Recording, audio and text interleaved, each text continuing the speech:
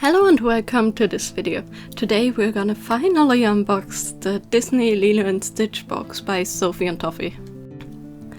And this is actually one of the Disney boxes I was most excited about, because I just love Lilo and Stitch. And the box has such a cool design with like the holographic glittery font effect and all these cute Stitch pictures on the sides. And the box is magnetic, which is even more for bonus, because it's really easy to use as like a storage box or something like that. And the colors and stuff are also really nice. So let's have a look inside.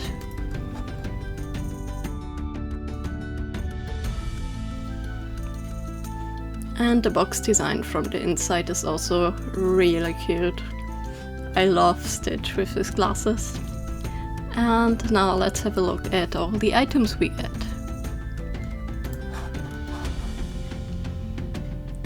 And they luckily packed it really thoroughly with this bubble wrap, which I'm really appreciative of.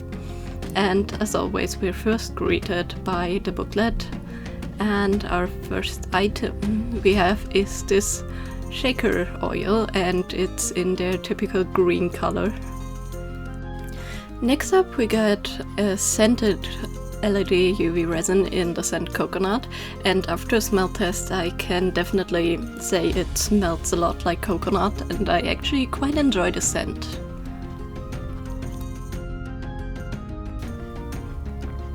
We also get two of these blue luggage tags. And these look really cute, and I hope these will hold up over time when you travel, but that is to be seen for when people actually use them. Our colorants are the primary colors, and they have a really nice sheen to them, which I appreciate, and it also means you can mix a variety of colors. And then we get these glitters, and they remind me so much of fizzy drinks, like the left one like apple or lime and the right one of Coca-Cola or something like that.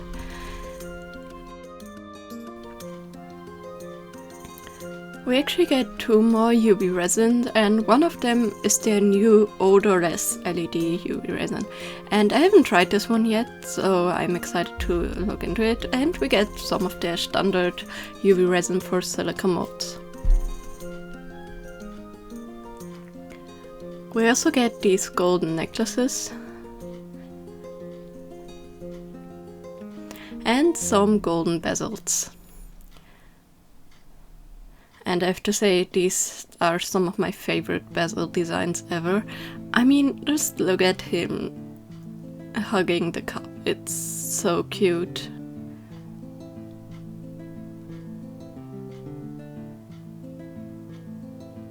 And actually, what I forgot to mention is that they're slightly textured on one side, which I think is very interesting. Now the next one is one of my favorite poses that Stitch makes. I actually have a diamond painting of that one. And then we get him with this really cute little love heart. And all of them have the Disney logo from Sophie and Toffee, so the licensing logo on them on the tag. Just like all the other Disney items that Sophie and Toffee made had. And then we get this cute little writing with Ohana means family. Obviously also from the movie, and we get the head of Stitch with his alien antennas.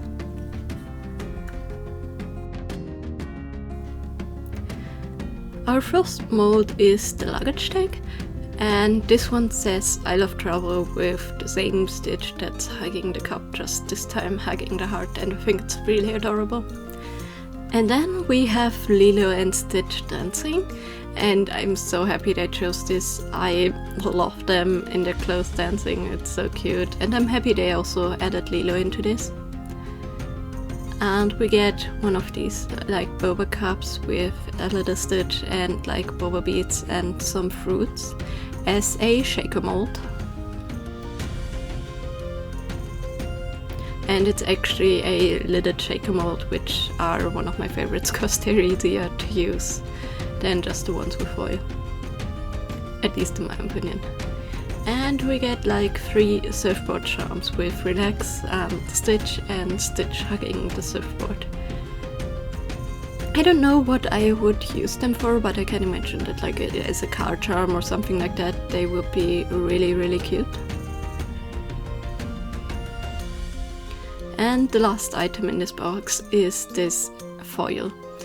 And I have to say, these are one of the most cute designs I've ever seen in a box from Sophie and Toffee, and I'm so happy with like the dumplings and stuff they have as food, and Stitch is enjoying all the sweets and all the fruit stuff. And I'm also happy that they included Lilo one more time, because I have the feeling that Lilo doesn't really get represented a lot with this topic because most people like Stitch.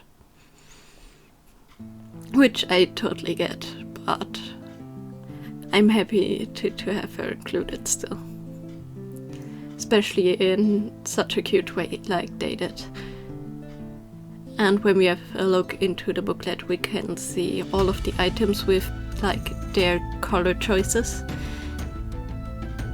And we actually get some like instructional informations.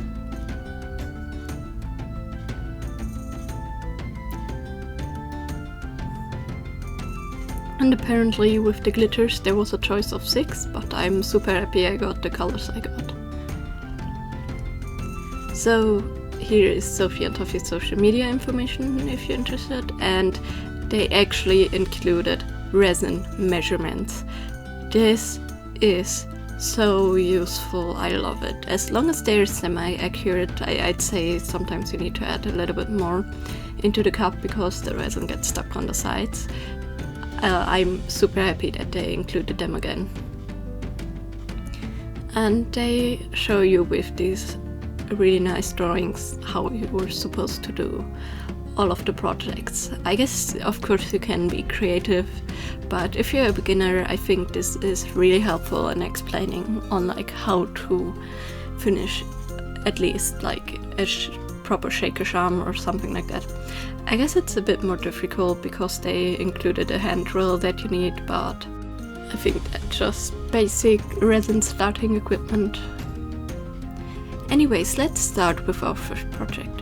I decided to make these cute dancing charms of Lilo and Stitch, and I just started with like filling in some of the detached areas, and I'm going to cure every layer as I go so the colors don't mix. Now, when I first made this, like the colors look good and all that, but in the end, some of the colors, especially with the left stitch for the Boba Cup, I will paint them over because I'm not too happy with the contrast. But for the charms, they definitely fit well.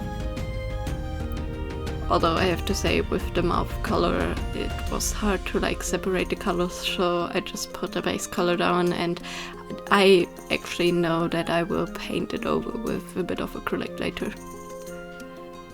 I could have painted acrylic inside of the mold, but honestly, I couldn't really bother with all the drying and the fake application stuff, and this mold is like really shiny, so it's hard to like apply the colors evenly without like having a pooling and cracking of the colors.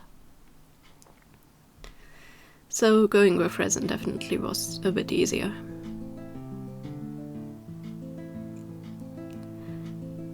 And then I also decided to make the love heart charm where he hugs and it looks like he bites the heart. And I use very similar colors, but I decided to also include some glow in the dark for like the love writing and a bit for the heart. And of course, it like the other times I cure in between touching areas just to make sure that if I spill over I will not mix anything, cause it can really ruin a piece if the colors mix.